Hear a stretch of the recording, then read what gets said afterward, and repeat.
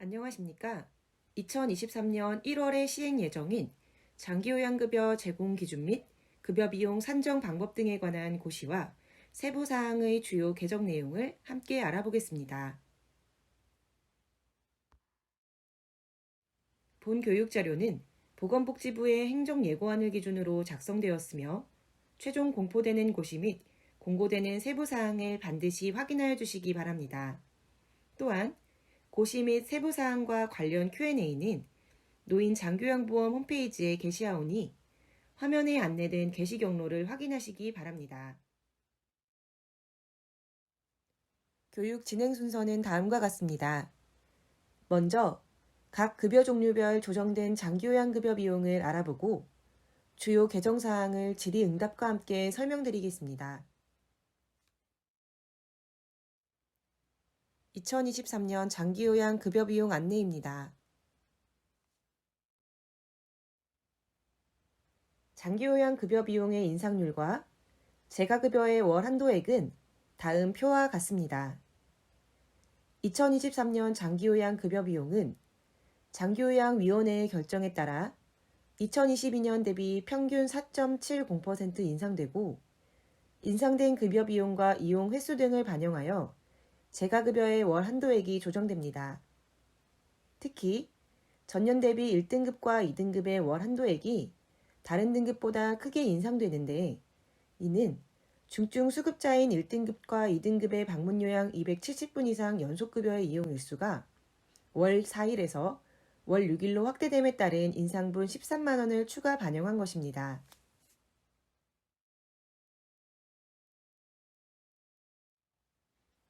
재가급여의 급여 비용은 방문요양 4.92%, 방문목욕 4.55%, 방문간호 4.23% 인상됩니다. 특히 방문간호는 급여 비용 산정 구간이 개편되어 기존 30분 미만 구간이 15분 이상 30분 미만으로 변경되는데요. 주요 개정사항 안내에서 자세히 설명드리겠습니다.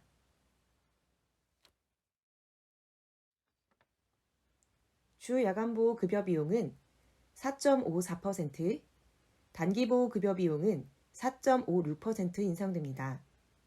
등급별 급여 비용은 표의 내용을 확인해 주시기 바랍니다.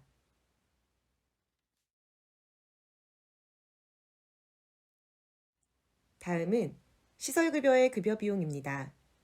노인요양시설은 4.54%, 노인요양 공동생활가정은 4.61% 인상됩니다. 노인요양시설은 2022년 10월부터 요양보호사 배치 2.3대 1을 기준으로 급여 비용을 이원화하여 운영하고 있으며 등급별 급여 비용은 다음 표와 같습니다.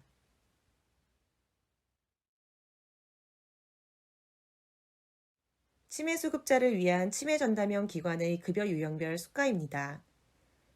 주 야간보호 내 치매전담실과 노인요양시설 내 치매전담실은 4.54%, 치매전담형 노인요양 공동생활가정은 4.61% 인상됩니다.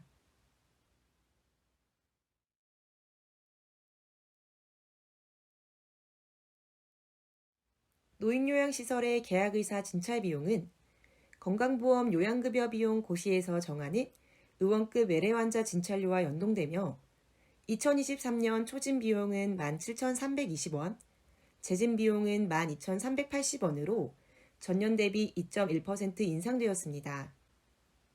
마지막으로 가족요양비는 월 15만 원에서 월 22만 3천 원으로 인상됩니다.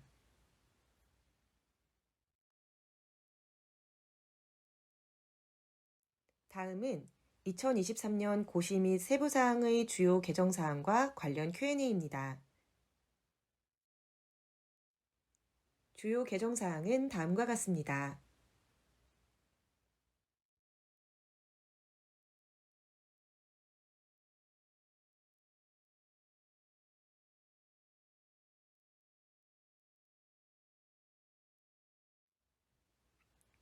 개정사항 첫 번째, 인건비 지출 비율이 다음과 같이 변경됩니다. 인건비 지출 비율은 연간 지급받은 장교양급여 비용 총액에서 장교양 요원에게 지출해야 하는 연간 인건비의 비율을 뜻하는데요. 방문 요양을 제외한 모든 급여 유형의 인건비 지출 비율이 상향됩니다. 방문 요양은 2022년 개정된 장기요양급여 제공 기준 및 급여 비용 산정 방법 등에 관한 고시의 부칙 제2조에 따라 2021년의 인건비 지출 비율인 86.6%를 2023년까지 유지합니다. 또한 방문요양 사회복지사 등 배치가산 장기요양요원의 인건비 지출 비율의 인정 범위가 변경됩니다. 현행 고시에서는 배치가산 인원을 최대 4인까지 인정하고 있어 배치가산 장기요양요원의 인건비 지출 비율의 인정 범위 또한 최대 4인까지만 인정하였습니다. 고시 제58조 제4항의 방문요양 사회복지사 등 배치가산 인원 기준이 변경됨에 따라 인건비 지출 비율의 장기요양요원 인정 범위도 가산인정 인원수만큼 인정되는 것으로 변경됩니다.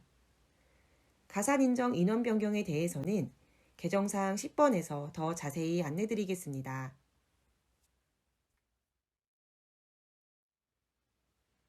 관련 Q&A입니다. 수급자가 150명인 방문요양기관에서 사회복지사 6명이 근무 중입니다. 2022년에는 최대 4명까지만 인건비 지출 비율의 장기요양 요원으로 인정받았는데 2023년부터는 모두 인정받을 수 있나요? 2023년부터 방문요양 사회복지사 등 배치가산 장기요양 요원 중 인건비 지출 비율로 인정되는 인원이 가산을 인정받는 모든 종사자로 변경되었습니다. 따라서 위 질의의 사회복지사 6명이 가산을 인정받은 인원이라면 인건비 지출 비율의 장기요양 요원으로 6명 모두 인정받을 수 있으나 6명 중 일부가 가산 인정 인원에서 제외된다면 제외된 사회복지사는 인건비 지출 비율의 장기요양 요원으로 인정되지 않습니다. 두 번째, 재가급여 월 한도액 추가 산정 제도가 개선됩니다. 현행의 월 한도액 추가 산정 제도는 주야간 보호의 활성화를 위해 주야간 보호급여를 일정 기준 이상 이용한 경우 재가급여의 월 한도액을 20% 추가 산정하도록 하고 있습니다. 그러한 제도의 취지에도 불구하고 주야간 보호급여는 추가 산정에 필요한 최소 기준만 이용하고 가족인 요양보호사에 의한 방문 요양급여를 최대로 이용하는 등 제도의 취지에 맞지 않는 행태가 증가하고 있어 장기요양위원회의 결정에 따라 가족인 요양보호사에 의한 방문 요양급여를 이용한 달에는 재가급여 월한도액을 추가 산정할 수 없다는 단서조항이 신설됩니다. 따라서 주야간보호급여를 1일 8시간, 월 15일 이상 이용한 경우에 현행과 같이 20% 범위 내에서 등급별 월한도액의 추가 산정이 가능하나 2023년 1월부터는 가족인 요양보호사에 의한 방문 요양급여를 이용한 달에는 재가급여 월한도액을 100% 내에서만 산정합니다. 신설되는 단서조항은 주야간보호기관 일반실에만 적용되며 치매전담실을 이용하는 경우에는 가족인 요양보호사에 의한 급여를 이용하더라도 50% 월한도액의 추가 산정이 가능합니다.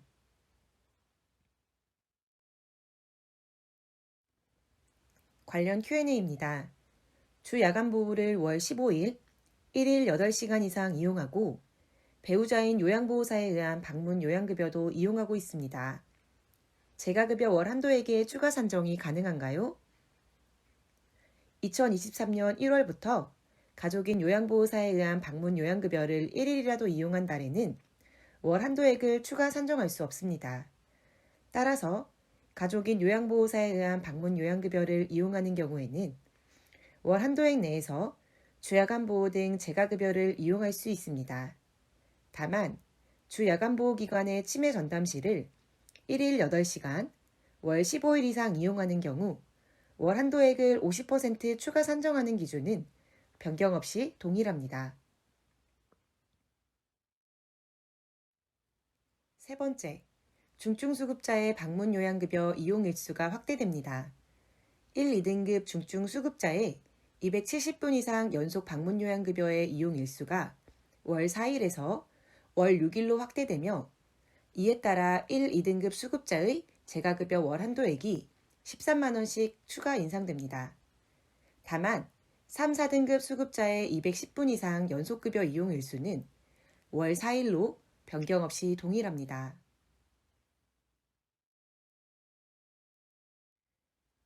관련 Q&A입니다. 월중 장기요양 등급이 3등급에서 2등급으로 변경되었습니다. 월중에 방문요양 210분 이상 연속급여 4회를 이미 이용하였는데 2등급으로 변경된 후 270분 이상 연속급여를 더 이용하는 것이 가능한가요? 개정되는 고시에 따라 2등급은 월 6회까지 270분 이상 연속급여를 이용할 수 있으므로 등급이 변경되기 전에 이미 이용한 4회를 포함하여 270분 이상 연속급여를 최대 2회까지 더 이용할 수 있습니다. 네 번째, 방문간호의 급여 제공 최소 시간 기준이 신설됩니다. 방문간호 급여 제공에 최소 시간 기준이 없어 적절한 방문간호 급여가 제공되었다고 보기 어려운 10분 미만의 급여 제공이 매년 증가하고 있는 것으로 확인되었습니다.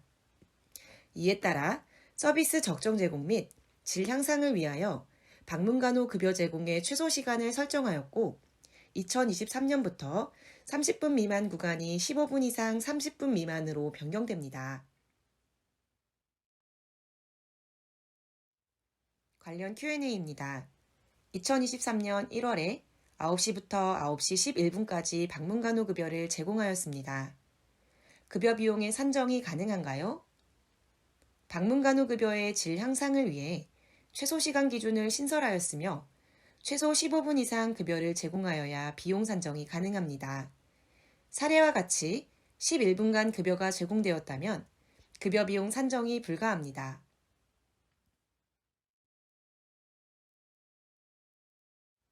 방문간호의 급여 제공 최소 시간 기준이 신설됨에 따라 장기근속 장려금 산정을 위한 근무시간 산정 방법이 변경됩니다. 방문간호급여 종사자의 장기근속 장려금 산정을 위한 근무시간에 대하여 기존에는 30분 미만인 구간과 30분 이상 60분 미만 구간에 동일하게 30분을 적용하였으나 방문간호급여 최소 시간으로 15분 이상 기준을 신설하였으므로 다른 급여와의 형평성을 고려하여 방문간호급여 또한 각 급여 비용의 최저 시간을 적용하는 것으로 변경됩니다. 따라서 2023년부터는 방문간호 급여 제공 시간이 15분 이상 30분 미만인 경우에는 15분을, 30분 이상 60분 미만인 경우 30분, 60분 이상의 경우에는 60분이 장기근속 장려금 산정을 위한 근무 시간으로 적용됩니다.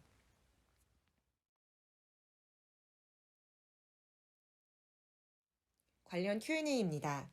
2023년부터 장기근속 장려금 산정을 위한 방문간호급여 종사자의 근무시간 인정 기준이 변경된다면 2022년에는 방문간호급여를 30분 미만 제공하더라도 30분이 인정되었는데 2022년에 인정된 시간도 소급하여 15분으로 적용되는 건가요?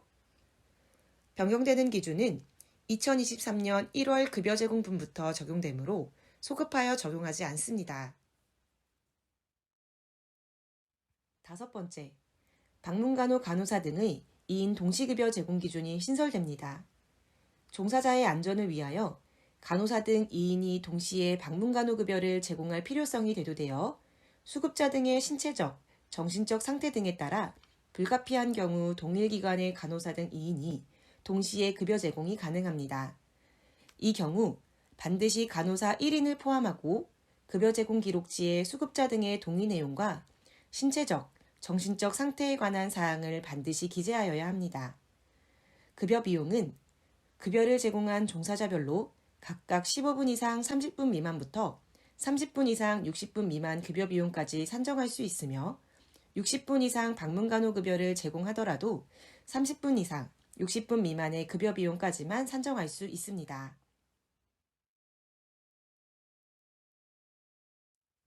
관련 Q&A입니다.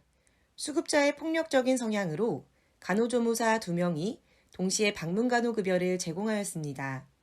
간호조무사 A는 9시부터 9시 55분까지, 간호조무사 B는 9시부터 10시까지 급여를 제공하였을 때 각각의 급여 비용 산정이 가능한가요?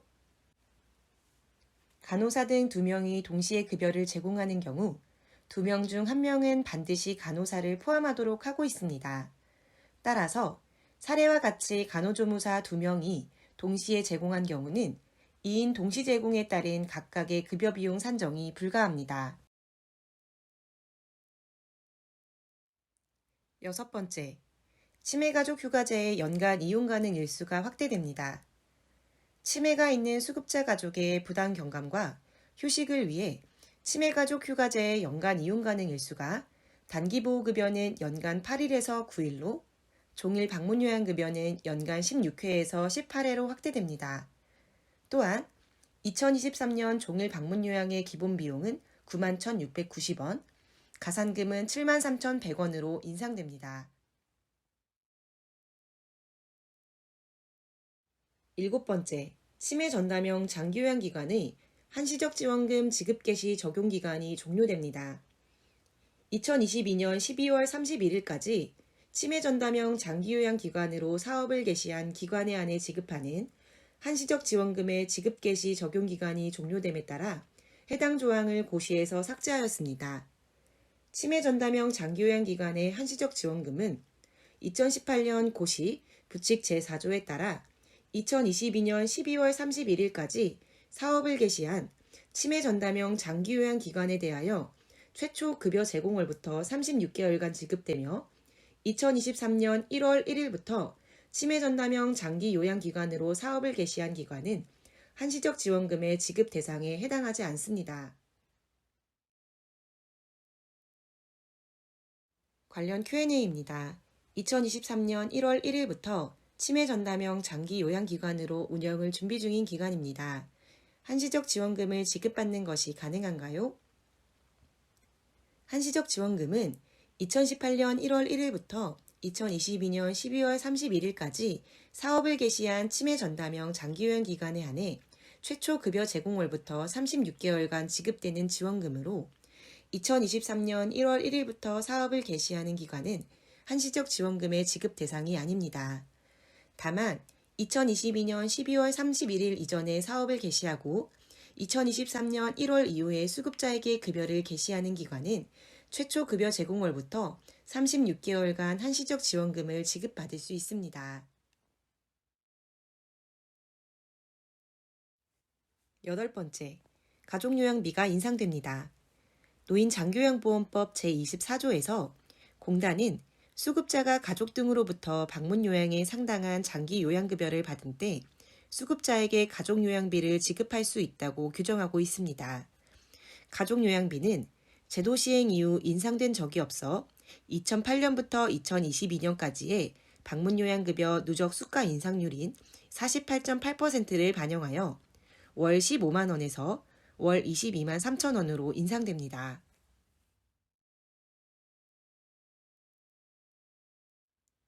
관련 Q&A입니다. 인지지원 등급 수급자도 인상된 가족요양비를 지급받을 수 있나요?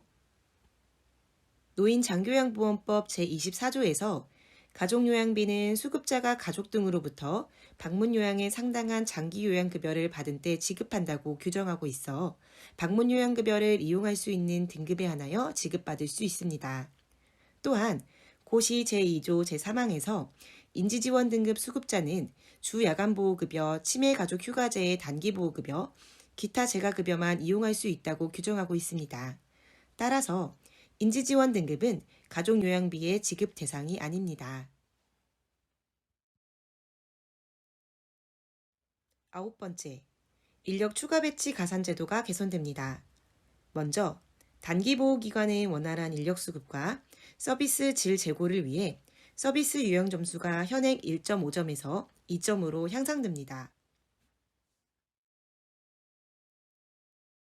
다음으로 요양보호사 추가 배치 인원수에 따른 가산점수 인정 범위의 추가 산정 점수가 다음 표와 같이 세분화되고 가산점수 인정 범위의 추가 산정이 가능한 대상 기관이 2022년에는 가산점수 인정 범위를 초과한 입소자 10인 이상의 노인 요양시설에만 적용되었으나 2023년부터는 주야간보호기관과 단기보호기관까지 확대 적용됩니다.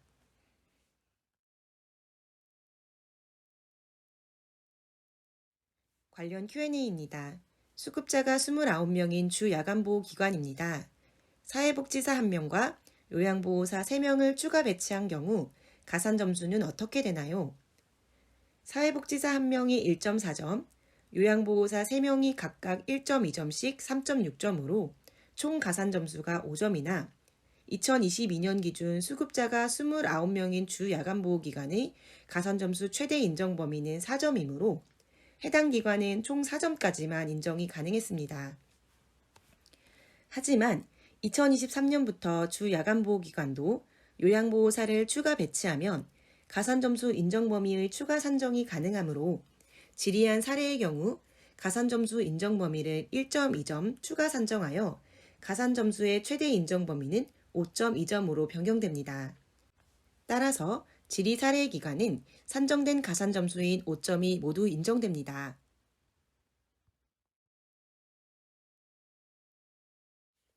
10번째, 방문요양기관의 사회복지사 등 가산인정 인원이 확대됩니다. 현재 수급자가 90명 이상인 방문요양기관은 사회복지사 등 배치 가산 인정 인원수가 최대 4명이었으나 대규모 방문요양기관의 사회복지사 등의 배치를 유도하고 서비스 질을 강화하기 위해 가산 인정 인원수에 제한 없이 수급자 30명 이하 단위로 사회복지사 등을 1명씩 추가로 인정합니다.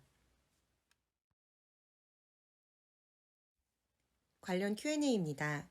수급자 수가 180명인 방문요양기관으로 사회복지사 등 가산 인력을 7명 배치하고 있습니다. 2023년부터 방문요양 사회복지사 등 배치 가산 인원에 제한이 없어진다고 하는데 7명 모두 가산을 인정받는 것이 가능한가요? 2023년부터는 수급자 수가 15명 이상 30명 미만인 경우 종전과 같이 배치 가산 인원수 1명은 유지하되 30명 이상부터는 인원수에 제한 없이 수급자 수 30명 이하 단위로 사회복지사 등을 1명씩 추가 배치하는 경우 가산을 인정받을 수 있습니다. 따라서 사례의 수급자가 180명인 방문요양기관은 사회복지사 등 가산 인력을 최대 7명까지 배치할 수 있으며 사회복지사 등 가산 인력은 월 기준 근무 시간을 충족하고 고시 제57조 제1항 제1호 및 제2호의 업무를 모두 수행하여야 합니다.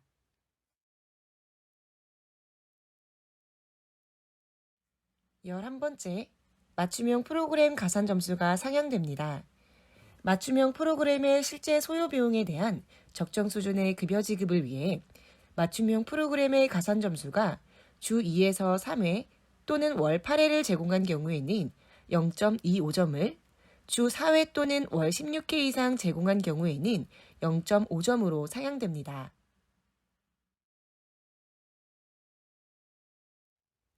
12번째, 인력 배치 기준 위반의 감액 기준이 명확화됩니다.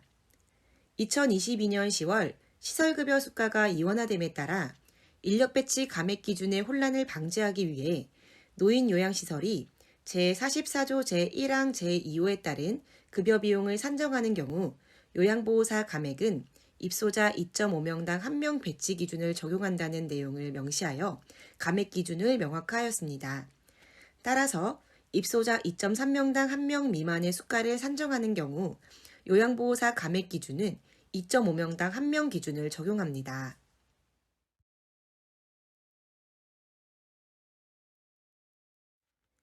관련 Q&A입니다.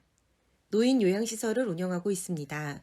2022년 10월 1일부터 요양보호사 배치 기준이 입소자 2.3명당 1명 이상으로 변경되었는데 입소자 2.3명당 1명 미만 수가를 선택하였다면 감액 시에는 어떤 기준을 적용하나요? 노인요양시설에서 고시 제44조 제1항 제2호에 따라 급여 비용을 산정한 경우 유예기간인 2024년 12월 31일까지 요양보호사 배치는 입소자 2.5명당 1명 배치 기준에 따라 감액이 적용됩니다. 예를 들어 입소자 수가 50명인 노인요양시설에서 요양보호사를 19명 배치하고 입소자 2.3명당 1명 미만 수가를 산정한 경우 요양보호사 의무배치 인원은 20명입니다. 따라서 요양보호사 1인 미배치로 인력배치 기준 위반 감액이 적용됩니다. 덧붙여 노인요양시설에서 고시 제44조 제1항 제1호에 따라 급여 비용을 산정한 경우 요양보호사 배치는 입소자 2.3명당 1명 이상 배치 기준에 따라 감액이 적용됩니다.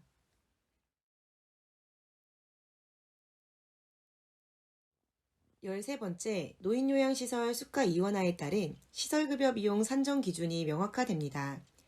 2022년 10월 1일부터 시행된 노인요양시설의 요양보호사 인력 배치 기준 변경에도 불구하고 예외적으로 입소자 2.3명당 1명 미만 수가를 청구할 수 있으나 편법적인 수가 변경을 방지하고 수가 변경에 따른 수급자의 본인 부담금 혼란을 최소화하기 위하여 제44조 제1항 제1호 또는 제2호에 따라 산정된 급여 비용이 지급된 이후에는 기 적용된 제1호 또는 제2호의 급여 비용을 변경하여 재산정하지 못한다는 내용이 신설됩니다.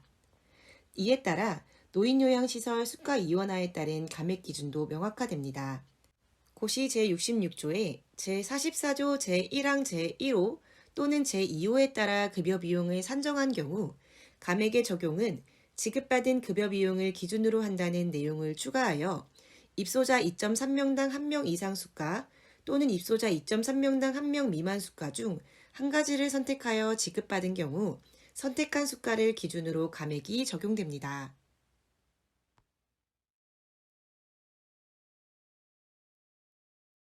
관련 Q&A입니다.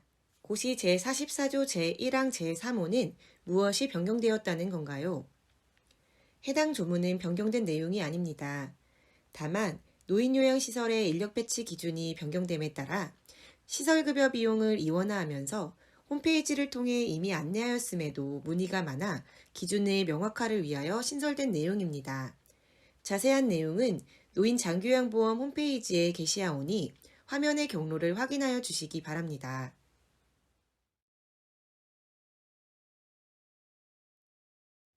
두 번째 Q&A입니다.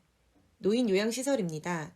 2023년 1월 요양보호사를 입소자 2.3명당 1명 이상 배치하여 급여 비용을 지급받았으나 이후 2023년 1월분 급여 비용에 대하여 입소자 2.3명당 1명 미만 수가로 변경하여 다시 청구하는 것이 가능한가요? 2022년 10월 1일 전에 지정받아 운영 중인 노인요양시설은 요양보호사 배치 기준에 따라 입소자 2.3명당 1명 이상 또는 입소자 2.3명당 1명 미만 수가를 선택할 수 있습니다. 하지만 급여 비용 중 한 가지를 선택하여 청구하고 지급받은 후에는 선택한 급여 비용을 변경할 수 없습니다. 또한 노인요양시설 수가 이원화에 따른 감액 산정 특례 적용 기준이 명확화됩니다. 노인요양시설의 수가 이원화로 고시 제67조 제1항의 인력 배치 기준 위반 감액 산정 특례를 적용받으면서 더 높은 수가를 적용하여 수급자의 본인 부담금을 가중시키는 문제를 방지하고자 인력 배치 기준 위반 감액 산정 특례를 적용받는 경우 노인요양시설의 입소자 증가로 인한 요양보호사의 의무 배치 인원 계산은 직전월의 배치 기준을 따른다는 내용이 신설됩니다. 따라서 직전월의 입소자 2.3명당 1명 이상 수가를 적용받은 경우 감액 산정 특례 적용월에도 입소자 2.3명당 1명 이상 수가를 적용하고 직전월의 입소자 2.3명당 1명 미만 수가를 적용받은 경우 특례 적용월에도 입소자 2.3명당 1명 미만 수가를 적용합니다.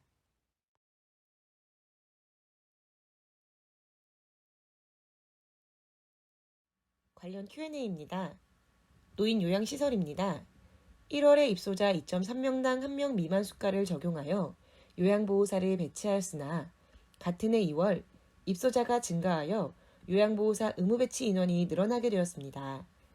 2월에 입소자 증가로 인한 감액 산정 특례를 적용받을 계획인데 입소자 2.3명당 1명 이상 수가로 변경하여 산정하는 것이 가능한가요? 입소자 증가로 의무배치 인원이 변경된 경우 증가된 의무배치 인원수만큼 감액 산정 특례 적용이 가능하나 특례가 적용되는 2월은 직전월인 1월에 적용된 입소자 2.3명당 1명 미만의 배치 기준을 따라야 합니다. 마지막으로 세부 사항의 근무 인원수 산정 방법이 개선됩니다. 예정된 근무 일정에 따라 근무하는 종사자의 휴무일에 유급휴일 또는 연차를 사용하는 등 종사자에게 불이익을 주는 사례가 발생하여 세부사항 제12조 제3항에 따라 야간 근무를 포함한 1일 2교대 또는 3교대, 특정요일 휴무 등 규칙적인 근무를 하는 종사자에 대하여 월 기준 근무 시간을 충족하지 못하더라도 근무 인원수 1인으로 인정하는 특례의 단서 조항으로 다만 예정된 근무 일정에 따른 휴무일에 제1항 및 제2항에 따른 근무 시간이 인정되는 경우 해당 월은 적용하지 아니한다는 내용이 신설됩니다. 관련 Q&A입니다. 교대 근무자 등이 예정된 근무 일정에 따라 변경 없는 규칙적인 근무 중 원래 휴무가 예정된 날에 세부사항 제12조 제1항과 제2항의 유급 연차휴가 등을 사용하면 같은 조 제3항의 근무 인원 1인으로 인정하지 못한다고 합니다. 내용이 변경된 것인가요? 세부사항 제12조 제3항의 예정된 근무 일정이란 해당 월의 시작 전 야간 근무, 특정 요일 휴무, 경조사, 연차 유급 휴가, 휴일 대체 등을 포함하여 계획된 근무 일정을 말하며 규칙적인 근무란 종사자 1인 기준 야간 근무를 포함한 1일 2교대, 3교대 또는 특정 요일 휴무가 해당 월 기준 동일한 형태로 일정하게 반복되는 것을 말합니다. 예정된 근무 일정에 따라 규칙적으로 월 15일 이상, 160시간 이상 근무하는 경우 해당 월 기준 근무 시간을 충족하지 못하더라도 근무 인원 1인으로 인정하고 있습니다. 개정된 내용은 예정되어 있던 휴무일에 세부사항 제12조 제1항과 제2항의 유급 연차휴가 등을 사용하는 경우 규칙적인 근무가 이루어진 것으로 볼 수 없다는 의미로 이전부터 동일하게 적용되어 왔던 내용을 명확히 하여 현장의 혼선을 줄이기 위해 개정되었습니다.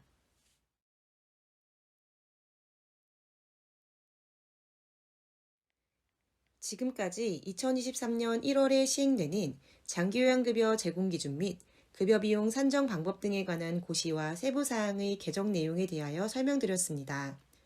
서두에 말씀드린 바와 같이 본 교육 자료는 행정예고안을 기준으로 작성되었음을 다시 한번 강조하여 말씀드리며 추후 공포되는 고시와 공고되는 세부 사항을 반드시 확인하시기 바랍니다. 또한 향후 더 나은 교육 운영을 위해 교육에 참여한 기관 관계자분들의 의견을 듣고자 하오니 교육을 종료한 후에 게시된 링크 또는 QR코드를 이용하시어 교육 설문에 참여해 주시기 바랍니다.